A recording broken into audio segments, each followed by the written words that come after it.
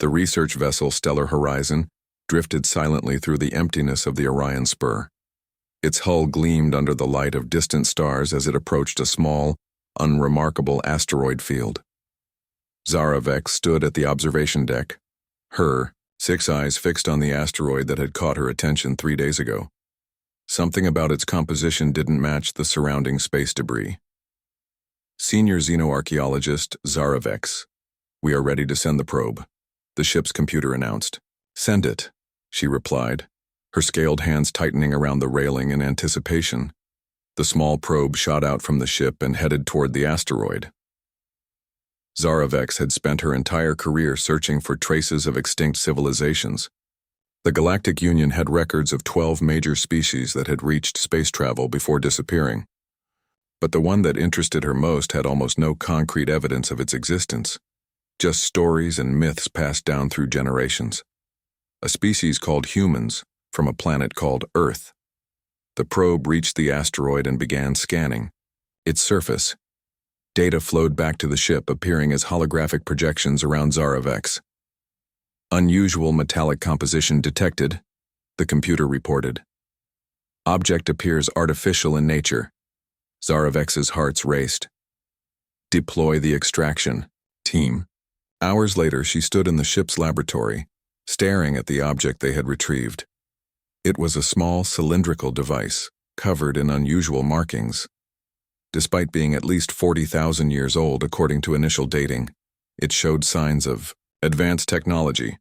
"Commander, I believe we should contact our human crew members," Zaravek said into her communicator. Commander Krell's voice came through, gruff as always. "The translator and the historian? What for?" "The markings on this device, they matched the theoretical language patterns of Earth." There was a pause before Krell responded. "I'll send them down."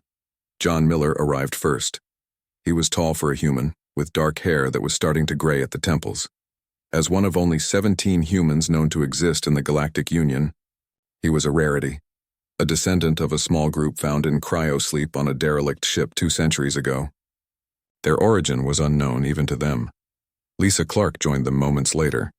She was shorter than John, with light brown skin and curly hair cut close to her head.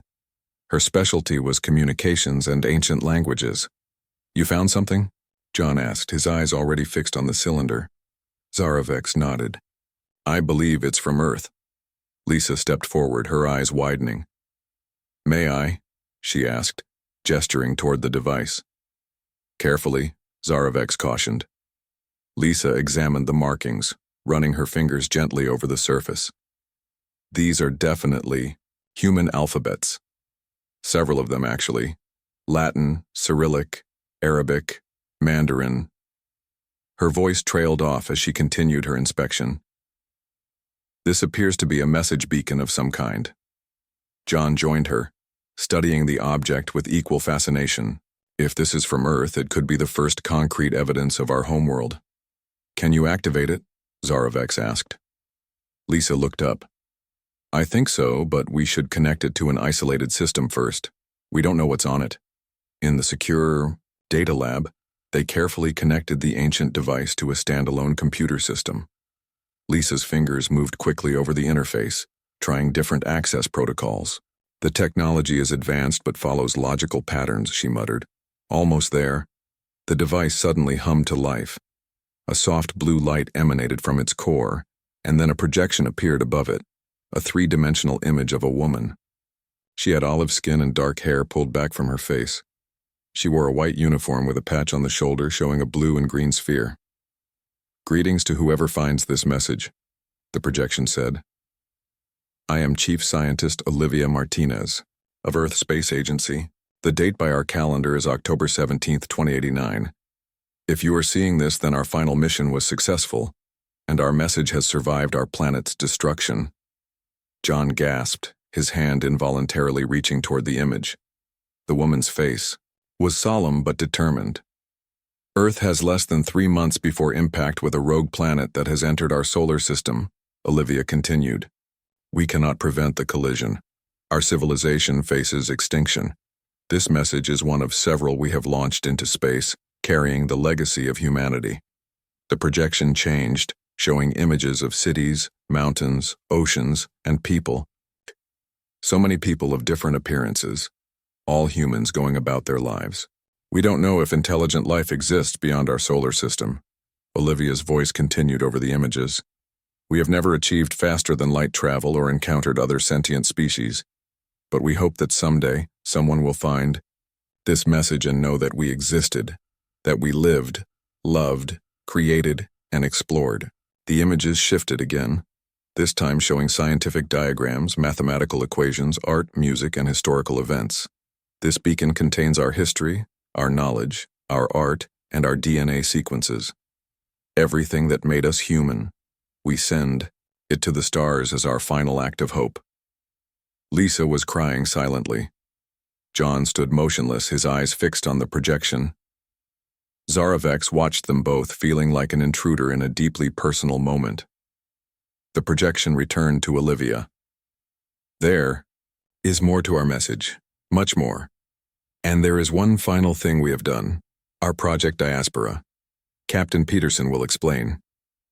The image changed to show a man in a similar uniform. I am Captain Alan Peterson. While we cannot save our planet, we have launched 12 arcs to different coordinates across the galaxy. Each contains seeds of Earth's rebirth. If you have the will and the compassion, humanity need not end with Earth's destruction. The coordinates are enclosed in this message. The projection ended, leaving the room in silence.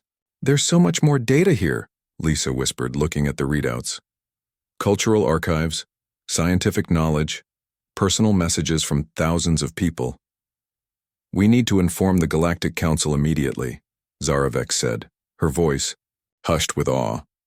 Wait, John said, his voice rough with emotion. Let me see her again. Olivia? Lisa nodded and worked the controls. Olivia Martinez appeared once more, frozen in time, her eyes looking out across 40,000 years of space and time. We found you, John whispered to the image. Your message isn't lost anymore.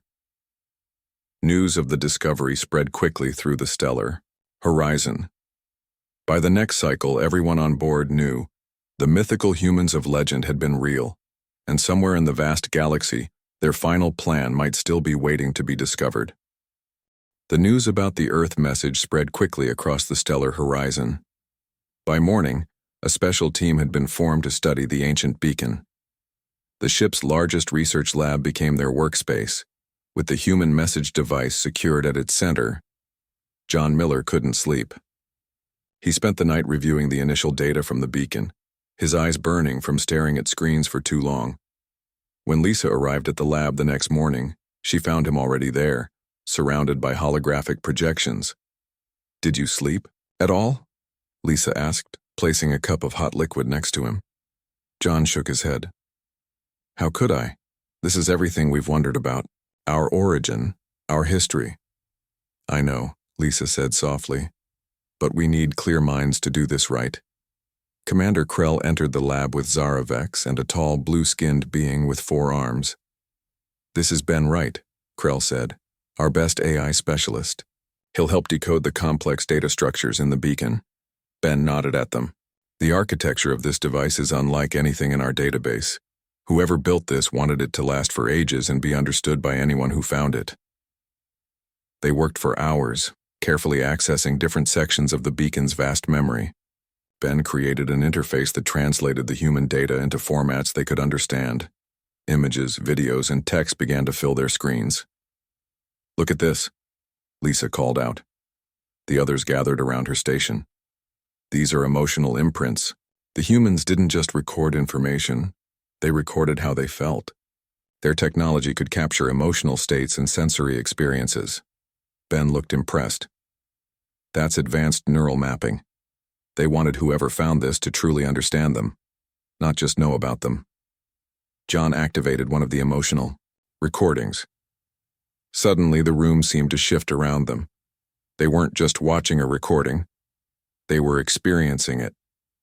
The feeling of warm sunlight on skin, the smell of something sweet in the air, the sound of water moving gently, and a deep sense of peace. It's a beach, John whispered as the experience faded. A human beach on Earth. That was real sun. Real water. Lisa wiped tears from her eyes. They wanted us to know what was lost. As days passed, they discovered more about Earth and its people. They learned about human art, science, conflicts, and achievements. They saw images of great cities and wild natural places. They heard music that made even Commander Krell's hard features soften. Their science was advancing rapidly before the end, Ben noted, reviewing technical data. They were on the verge of several breakthroughs that might have saved them, given more time. John spent most of his time with the personal recordings. Thousands of humans had left messages, knowing they would die, but hoping someone would someday hear their words. Many were from Olivia Martinez and Alan Peterson, explaining different aspects of Earth's final days.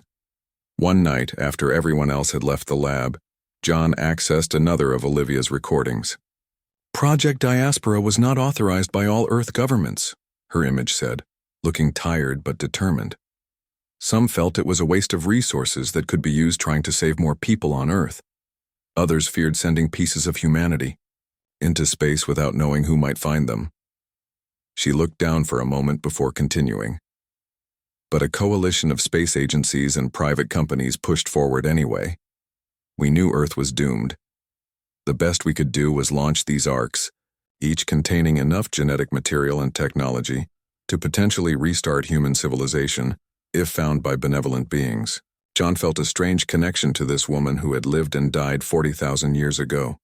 He often found himself talking to her recordings, as if she could hear him. "We found you, Olivia," he said quietly, "just like you hoped." The next morning, Lisa made a breakthrough.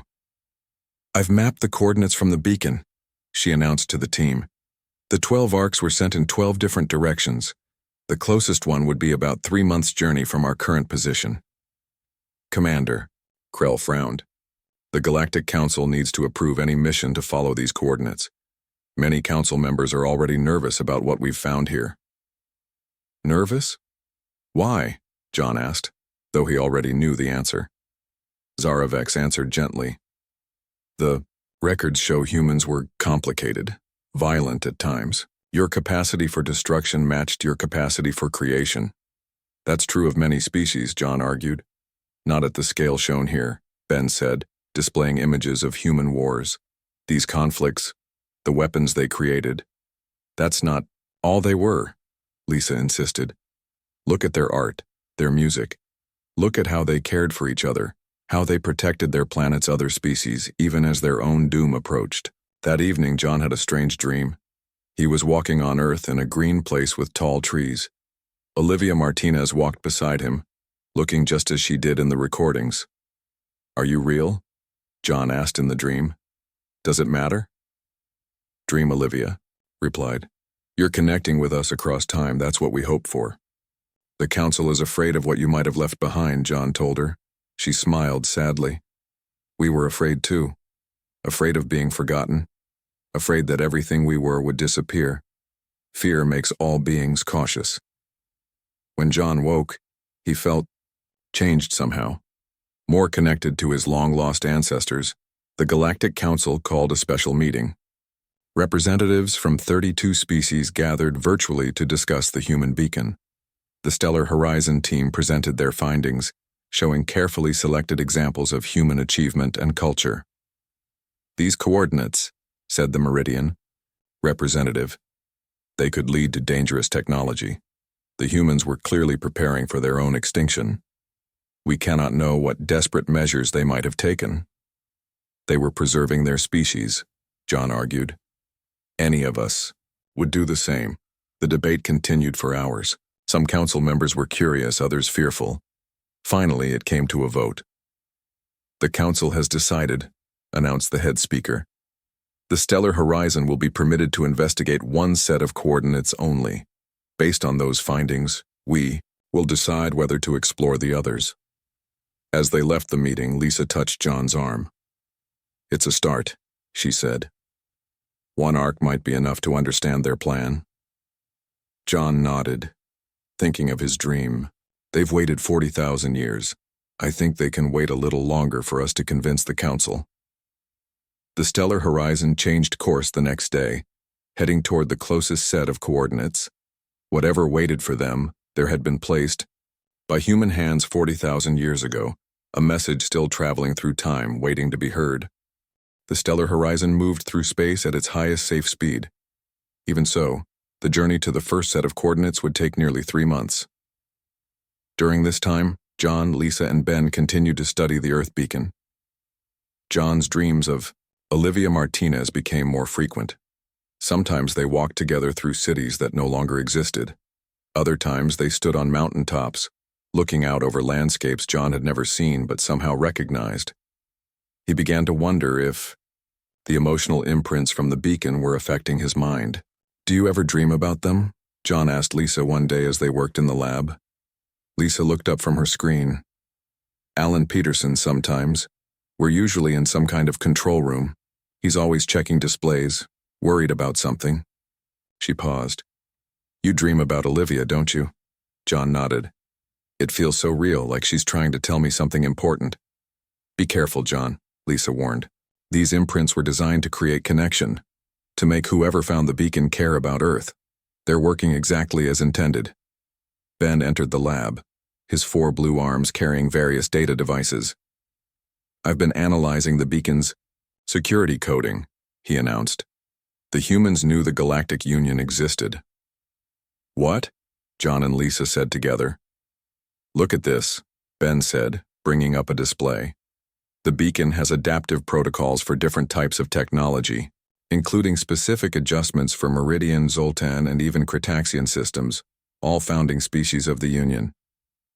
"But that's impossible," Lisa said. "Humans never made contact with alien species. They say so in their own records." "They say they never made official contact," Ben corrected. "But this code suggests they at least detected signals or perhaps even observed Union ships from a distance. Why wouldn't they reach out?" John wondered. "They could have asked for help when they discovered the rogue planet." Lisa thought for a moment. "Maybe they chose isolation. Maybe they weren't ready to join a larger community. Or maybe they were afraid," Ben suggested. The beacon shows humans were often fearful of the unknown. Their discussion was interrupted when Zarovex entered the lab. "The Council wants another update," she said. "Several representatives are concerned about the dreams you've been having." John frowned. "I mentioned that in a private medical exam." "There are no secrets on this mission," Zarovex said gently. "Your connection to this Olivia person, it worries them. I'm not being influenced by ancient human mind control, if that's what they're suggesting," John said, his voice rising. "I'm connecting with my own ancestors, feeling what they felt.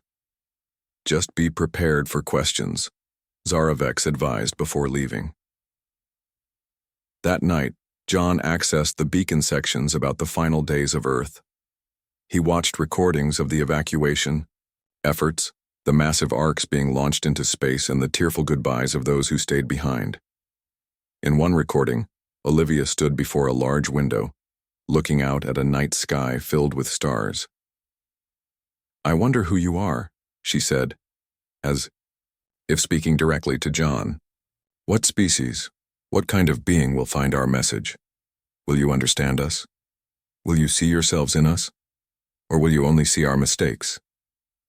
She turned to face the camera fully. "If you're watching this, I hope you understand why we're sending these arcs into space. It's not just about survival, it's about connection, about reaching across time to touch another mind, another heart, whatever form that might take." John fell asleep in the lab, the recording still playing. In his dream, he stood with Olivia in a large circular room filled with strange equipment. "This is Project Diaspora's control center," Dream Olivia explained. "From here, we launched the 12 arcs." "What's in them?" John asked. "Hope," she replied simply, "and a question that only the finders can answer." "What question?" Olivia smiled sadly. "Are we worth saving?" When John woke, he found Lisa shaking his shoulder. "John, you need to see this." Fully alert now, John looked at the screen Lisa was pointing to. "What am I looking at?" I've been running deeper analysis on the beacon's data encryption, Lisa explained. There's a hidden layer of information, locked away deeper than the rest. It contains thousands of human consciousness patterns. What does that mean? John asked. It means they didn't just send information about themselves, Lisa said, her voice filled with wonder. They sent themselves, scanned brain patterns, memories, personalities, everything that made them who they were. Is Olivia there? Lisa nodded. Her, Alan Peterson, and about 10,000 others. The beacon isn't just a message, it's an arc for their minds. The news shocked the entire crew. Commander Krell called an emergency meeting with the council, who were now even more concerned about the human technology. We cannot allow the activation of ancient human consciousness patterns, the Zoltan representative insisted. It could be a form of invasion. They're not trying to invade, John argued. They're trying to survive to be remembered. We're approaching the coordinates, Commander Krell announced 2 weeks later. Initial scans show a small planetoid in a stable orbit around a yellow dwarf star. Everyone gathered on the bridge as the stellar horizon entered orbit around the planetoid. It was a barren place with no atmosphere and a cratered surface. No signs of life or technology on the surface, reported the sensor officer. Scan deeper, Zarovek suggested. The humans would have hidden their ark. After hours of detailed scanning, they found it, a massive structure buried deep beneath the surface. It's huge, Ben said, studying the readings, at least 20 square kilometers of constructed space. And it's still powered, Lisa added with amazement. Energy readings are low but stable. A landing team was assembled, including John, Lisa, Ben, and Zarovek. As they prepared to board the shuttle, Commander Krell stopped John. Remember, your duty is to the Union first, Krell said quietly. Not to ghosts from the past. The shuttle landed near a flat area of the planetoid. The team, dressed in protective suits, made their way across the dusty surface until they reached the coordinates where the entrance should be. There's nothing here, Ben said, looking around at the empty landscape. John stepped forward, feeling drawn to a particular spot. He knelt down and brushed away the dust, revealing a small panel with a handprint outline. It's human-sized, Lisa noted. John removed his glove and placed his hand on the panel. For a moment, nothing happened. Then the ground began to rumble. A seam appeared in the surface, widening into a large doorway leading down into darkness. How did you know? Zarovek asked. John looked as surprised as the others. I didn't. I just remembered. They exchanged concerned glances before activating their lights and stepping into the darkness of humanity's 40,000-year-old legacy. The team descended into the darkness. A long tunnel led them deep under the planetoid's surface. Their lights bounced off smooth walls made of some unknown material. After walking for nearly 10 minutes, they reached a large metal door. No obvious way to open it, Ben said, examining the surface. John stepped forward again, feeling drawn just as he had at the entrance. When he touched the door, soft blue lights appeared along its edges. The massive door slid open silently. It recognizes human DNA, Lisa whispered in awe. They entered a vast chamber that lit up as they walked in. The ceiling was at least 30 meters high, and the room stretched farther than their lights could reach. As the lights came on section by section, they gasped at what they saw. Thousands of transparent containers lined the walls, each filled with a glowing blue liquid. Inside many containers were seeds, small plants, and what looked like animal embryos preserved in some kind of stasis. It's life from Earth, Zarovek said, her scientific mind working quickly. They sent their planets, biodiversity. In the center of the chamber stood a large control panel. As they approached it, a holographic figure appeared, a man with light brown skin and gray hair at his temples. Welcome to Arc 7, the hologram said. I am Frank, the System Guardian. Please identify yourself. John stepped forward nervously. I'm John Miller, human. These are my colleagues from the Galactic Union. The hologram studied them. Human presence detected, partial genetic match to Earth baseline. You are modified. We are descendants of humans found in cryosleep, John explained. Our ancestors were lost in space. Frank nodded. Unexpected, but acceptable. How long has it been since Earth's destruction? Approximately 40,000 standard years, Lisa answered. The hologram seemed to process this. Longer than expected. Primary power systems are at 17% capacity. Some specimens have been lost, but the core mission remains intact. What is the core mission? Ben asked. Project Diaspora, Frank replied. The preservation and potential restoration of Earth's biosphere and human civilization. Frank led them through the facility, explaining its purpose. Each ark contained genetic samples of Earth's plants, animals, and thousands of humans. There were also vast databases of knowledge, automated terraforming systems, and teaching machines. The 12 arks were sent to potentially habitable worlds, Frank explained.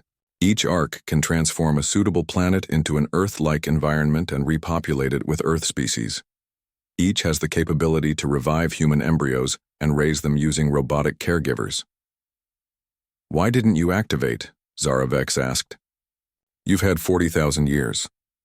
The final activation requires an external intelligent decision, Frank said. Earth's leadership did not want to force humanity's rebirth. They wanted whoever found us to make that choice after learning about us, to decide if humans deserved a second chance. The implications were enormous. The team explored different sections of the facility, finding dormant terraforming machines, educational systems designed to raise and teach new generations of humans, and vast libraries of Earth knowledge. In one chamber, they found rows of special containers. Each held what looked like a sleeping human child. These are ready embryos, Frank explained. 100 human children, genetically diverse, ready to be awakened. They would be the first generation of new humans. John placed his hand on one of the containers, feeling a strange connection to the child inside. They've been waiting all this time for someone to find them. We need to report this to the council, Zaravex said. This decision is too big for us alone. As they prepared to return to the ship, Lisa discovered something remarkable. A private message note addressed specifically to whoever found the ark. Play it, John said. Olivia Martinez appeared before them, looking tired but hopeful. To whoever has found this ark, thank you. You've discovered humanity's last hope. By now, you've seen what we've created here. A chance for Earth's life to continue, even after our planet is gone. She paced as she spoke. You might wonder why we didn't launch these arks, find new homes and save ourselves. We tried, but the rogue planet was detected too late. We had time to build the arks, but not to develop the faster-than-light travel that would have allowed us to accompany them. So we made a different choice. She stopped, looking directly at the camera. We chose to trust the future, to trust that someday intelligent beings would find our message and our arcs. Beings who would look at who we were, our art, our science, our struggles, our triumphs, and decide whether we deserved to live again among the stars. Olivia's eyes filled with tears. If you're watching this, you now face that choice. We don't ask you to make it lightly. We were not perfect beings. We fought wars. We damaged our planet. But we also created beauty. We loved deeply. We looked up at the stars with wonder. And in our final days, we chose hope over despair. The message ended, leaving the team in silence. Back on the stellar horizon, the news of what they had found caused both excitement and concern.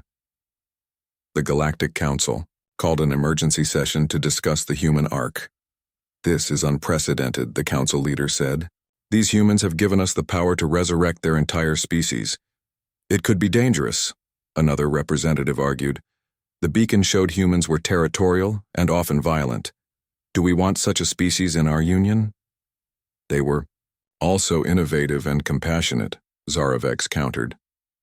Their final act was one of trust and hope. The debate continued for days. Some council members feared the unknown consequences of bringing back humans. Others were curious about what humans might contribute to the Union. John found himself becoming the voice for humanity. My ancestors left this choice to you because They believed in the wisdom of whoever found their message. They didn't demand to be revived. They asked if they were worthy of a second chance. During the debate, Lisa made another discovery in the beacon data. There's more to Project Diaspora than just the 12 arcs, she told John privately. The arcs were Phase 1. Phase 2 was something called the Restoration. What's that? John asked. I'm not sure yet, Lisa admitted. But it seems to involve the consciousness patterns stored in the beacon. The council finally reached a decision. They would allow one arc to be activated as a test, on a controlled, monitored planet at the edge of Union space. As preparations began, John had one more dream of Olivia. They stood together in a garden filled with plants he had seen in the arc. You did it, Dream Olivia said. You found us. The council is allowing one arc to be activated, John told her, but they're still afraid of what humans might become. Olivia smiled. Fear is natural when facing the unknown, but so is hope. She took his hand. There's one more thing you need to know, John. Something about the restoration. Something about why you feel so connected to me. But before she could tell him, John woke up. The ship's alarms were blaring. Something was happening at the Ark. John rushed to the shuttle bay, finding Lisa and Commander Krell already preparing to return to the Ark. What's happening? John asked, out of breath. The Ark has initiated some kind of automated sequence, Lisa explained, checking her equipment. Energy levels are rising throughout the facility. They boarded the shuttle along with Ben and Zaravex and flew back to the planetoid's surface. When they reached the entrance to the Ark, they found it glowing with blue light. It's been like this for the past hour, said one of the security officers who had been stationed at the entrance. No one has gone inside since the alert began. The team entered cautiously. The tunnels were now fully lit, glowing with the same soft blue light. When they reached the main chamber, they found Frank waiting for them. The hologram looked different, more solid, more present. What's happening? Commander Krell demanded.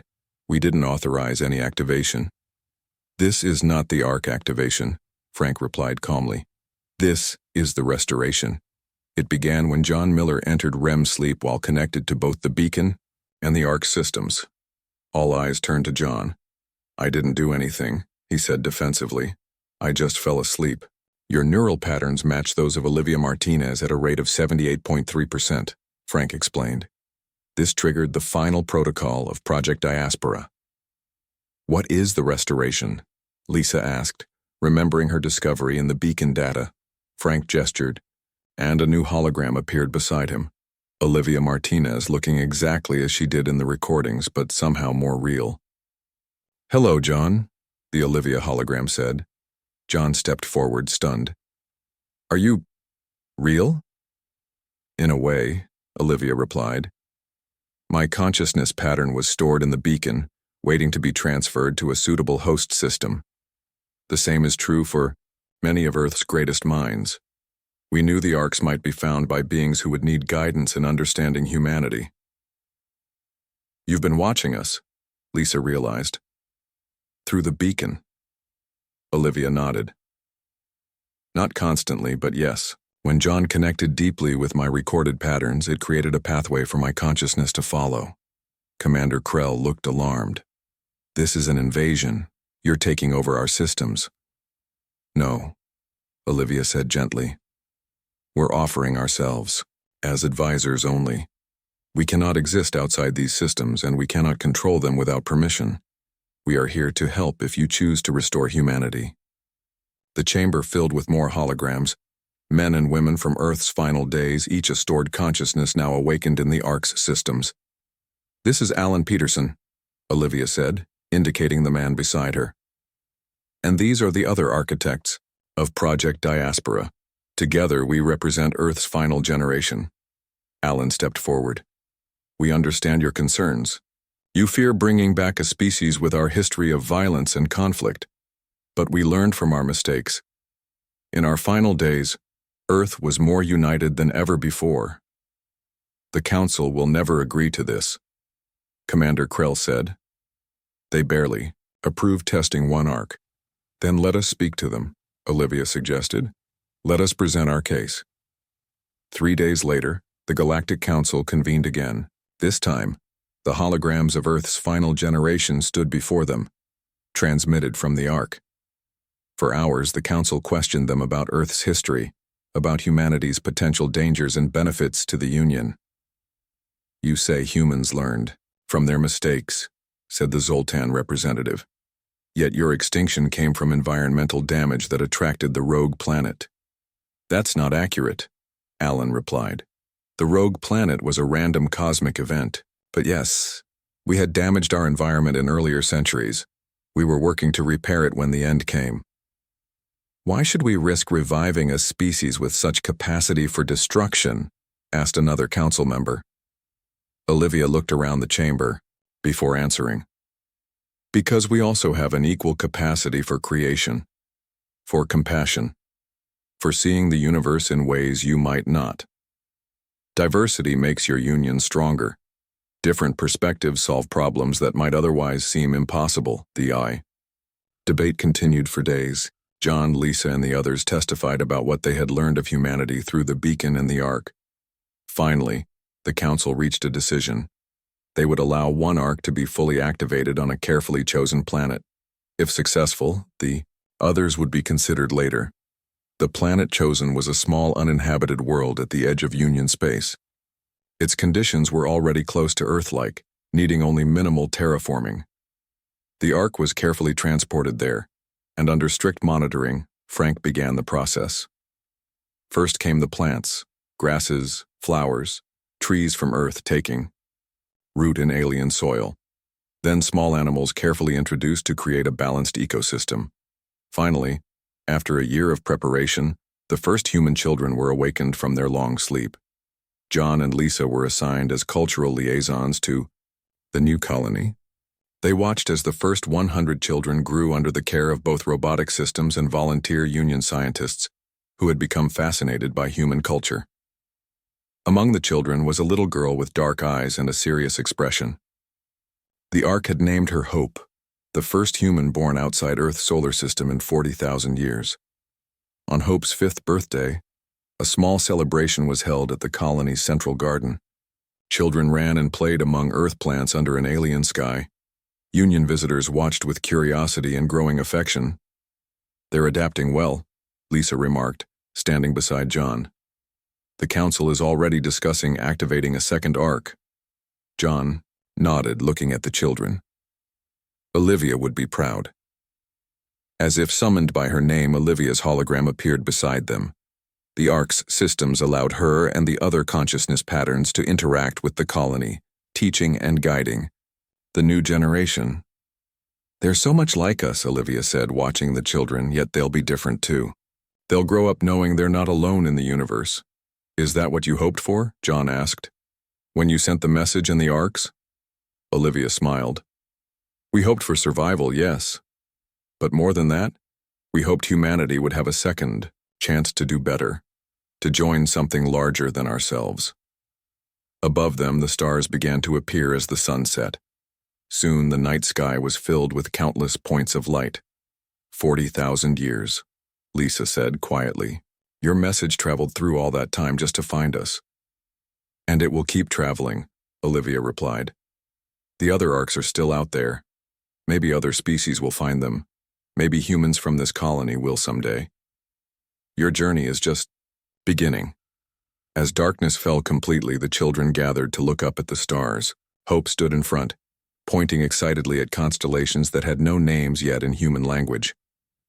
The final message from Earth had reached across time and space, not just as words or data, but as life itself.